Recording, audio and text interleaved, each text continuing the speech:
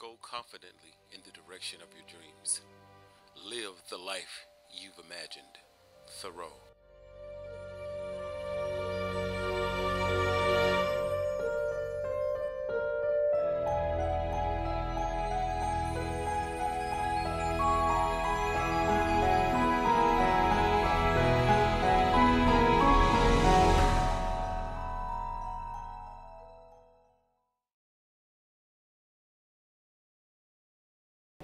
Dwayne Vernon.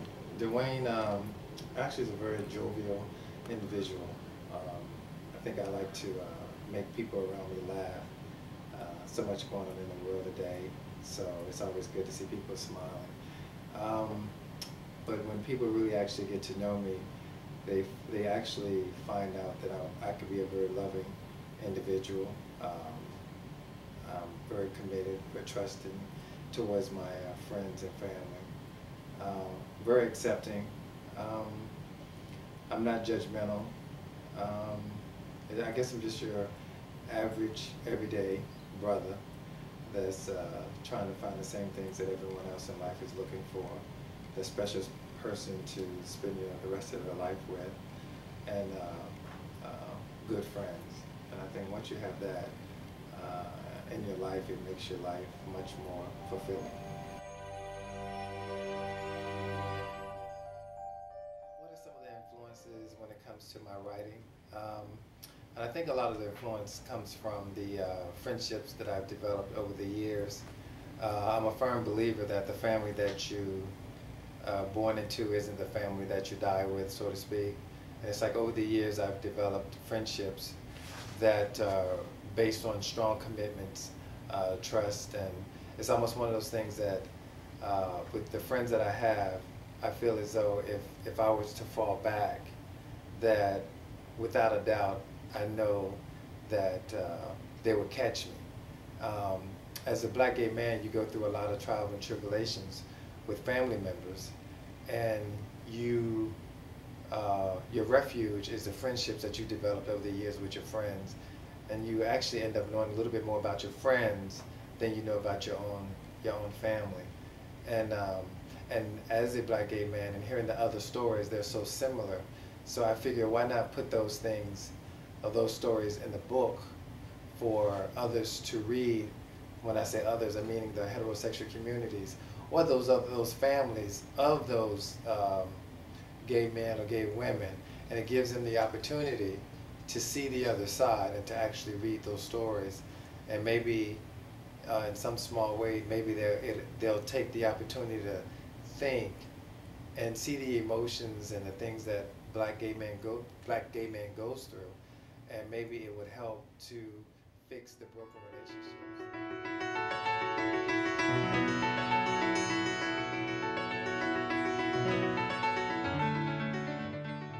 My Man, My Boys actually was my first novel. The thing of it is, after actually writing the book, I realized that My Man, My Boys was my exhale. I guess there were a lot of pent up emotions that I didn't realize that I needed to get out, but I realized that they were there upon completion of the book. So the difficulty I found in writing my first book, I would have to say would have been it was more emotional. And the funny thing is, it's like after the book was released, I found that those same emotions and what word am I looking for? Things I needed to exhale or get out of me were the same things that a lot of other people needed to get out of them as well.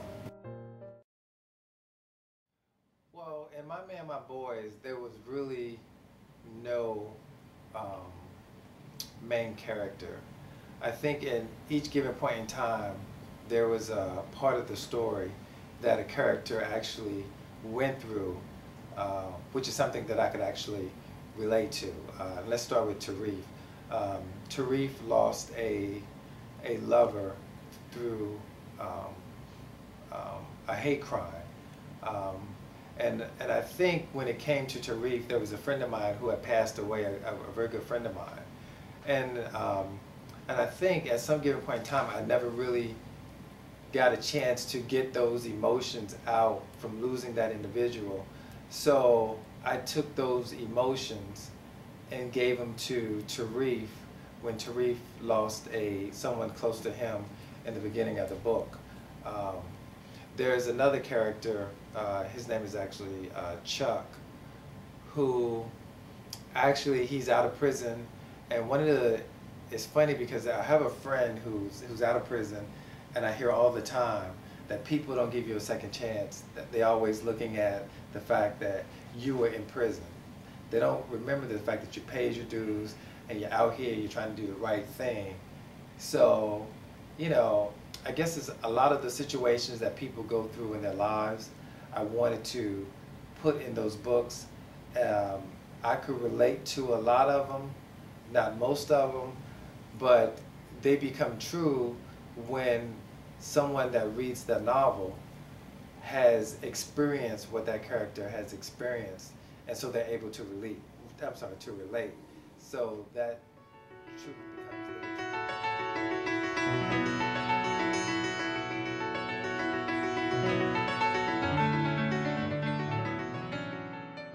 Now, Deception, Lies, and Truth is actually a continuation of My Man, My Boys. And it's funny because a lot of people are always asking, well, how did you come up with that title?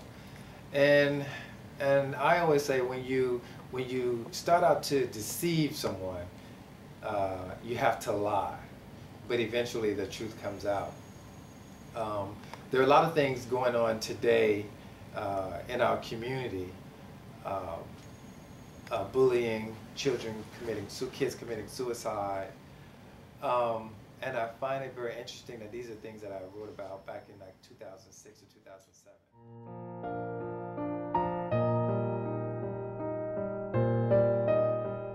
You have a father who denies the cries of help from his son.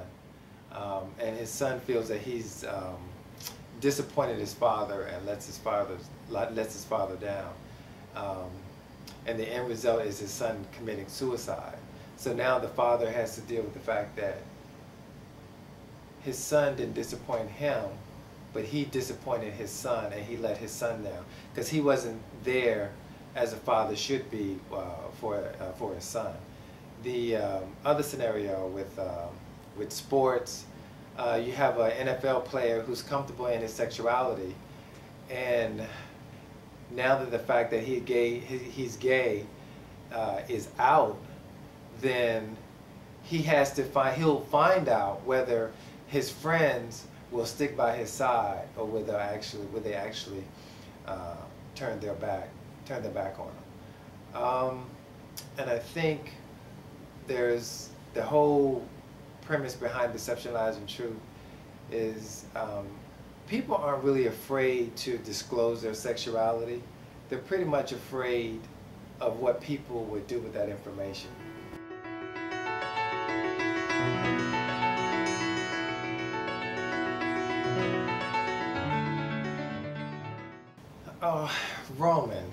Roman actually is probably one of my favorite novels.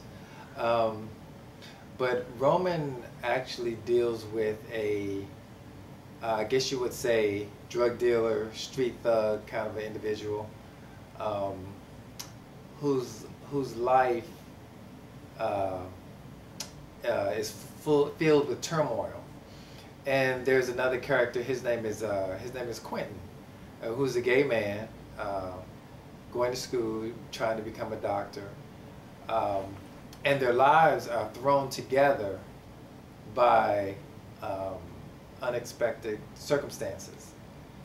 So what happens when you have a street thug who encounters or develops a bond with a gay man? So I guess the whole perception of Roman is you can't help who you fall in love with, that it can pretty much come from anywhere. And the person that you may end up falling in love with may be the last person you may even expect to.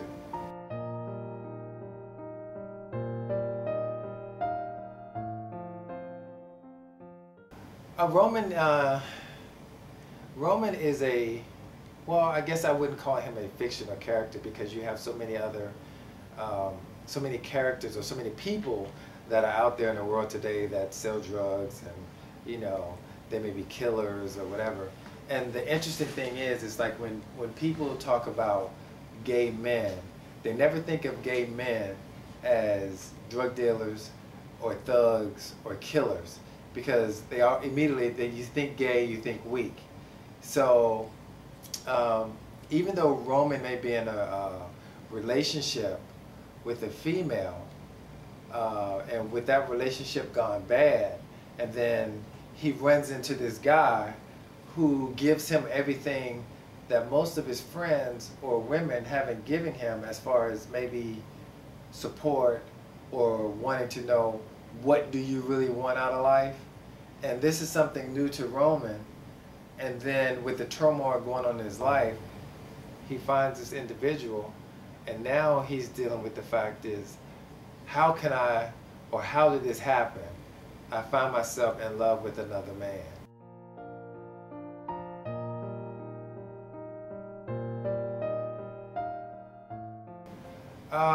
As far as in all three of my novels, which characters most resembles me? Well, let's start with My Man, My Boys. I think in My Man, My Boys, there's a character named Jay. He's very protective and very close to the boys, the friends. He's always cares about where they are, what's going on in their lives, are they okay? And so I would put a little bit of me. I think I could say Jay may be a little bit of me. But then you have another character, his name is Terrell. And Terrell, I'm the type of individual, I don't judge people by what other people may say. I determine the type of relationship I will have with that individual based on how they may treat me. And I think there's another character, his name is Demetrius, who's very patient. And I think I'm a very patient individual. Now with Deception, Lies, and Truth, I don't know if I can relate to any of the actual, I can relate to the characters, but at the same time, there's not a lot of me in those characters. I put a lot of other people that I may know in those characters. Now with Roman, I find myself a little bit more like Quentin, because Quentin is a very concerned, loving individual.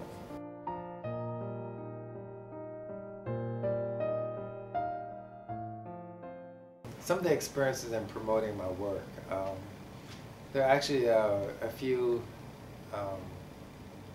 incidents that have actually happened.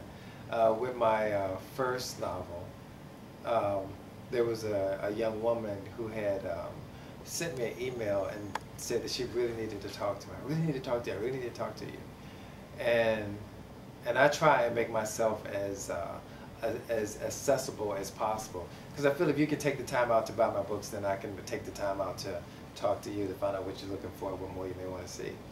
Well, when I talked to this woman, she told me she got my book and she read my book, and she thanked me because the book helped her to understand her brother, who was actually gay, and it kind of opened her eyes. So that was very enlightening. Well, not enlightening, but I guess it was very rewarding for me.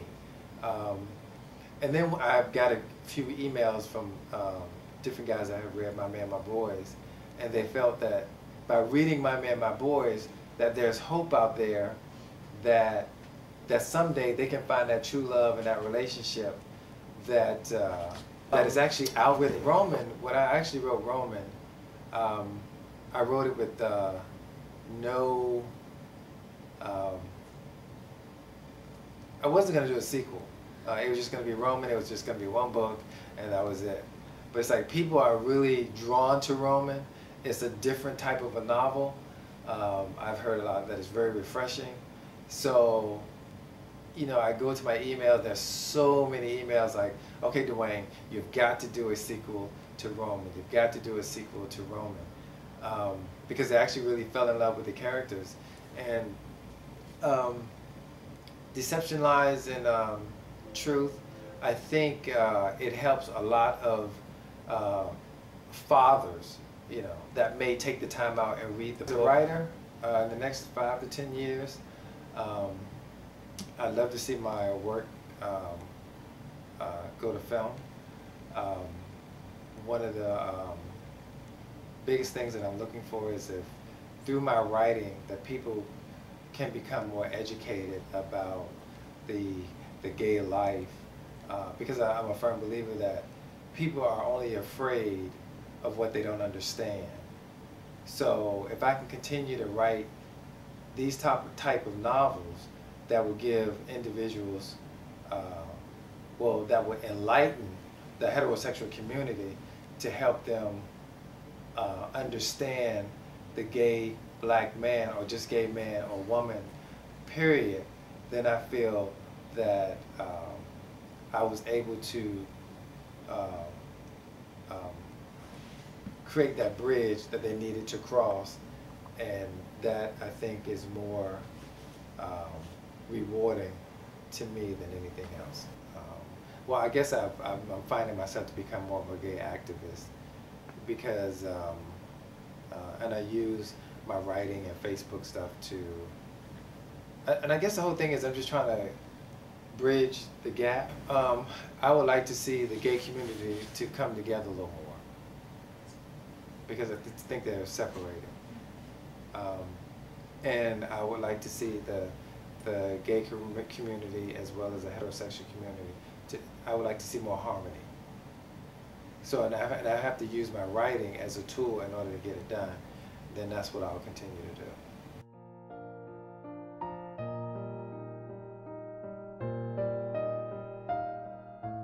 Well, the aspect of Dwayne's writing that impresses me the most would be the aspect of realism.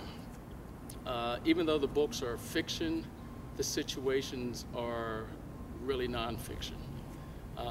People who read it can pull pieces out of it that pertain to their lives or somebody's life that they know, and thereby relate to that person or that situation that they're going through. My favorite book was his first book, My Man, My Boys, where it spoke about relationships of a small group of friends who rallied around each other just to make it through life situations. In Dwayne's books, I find that I can relate to the characters because, in my perspective, life is relations. And we all relate to each other in different aspects. I believe that the most basic of relations is a friendship, and it goes up to a loving relationship of two individuals. And I find in his books, he brings those aspects of relations into the books. So I know the character who is ostracized by his parents, and I can tell this person that you're not the only one going through it, that you can read this book and find comfort that you are not the only one. Or you can find a character in the book where the relationship's at the height, where they're in an intimate relationship and a problem comes about, and you learn how somebody else has dealt with a situation that might relate to you or give you a clue to how you might go about solving your relationship or approaching your mate as in possibly solving this conflict that has arose between the two of you. So even though I said the books are nonfiction, you find many real, or fiction, but you find many real situations that you can relate to within the books. So that's what I like about the writings. When I read the books, I'm not reading a gay book. I'm reading a book that has gay characters in it, and it brings in homosexuality, as people want to call it. It brings in heterosexuality, as people call it. So that heterosexual male or female can grab that book and read it and find a piece of them in there also, and not be offended or disgruntled about the approach that this man has taken, because he incorporates everything, but he doesn't smother you with any one thing. So I think it's a lighter approach, because if you throw things in people in the heterosexual's face, they'll just put the book down.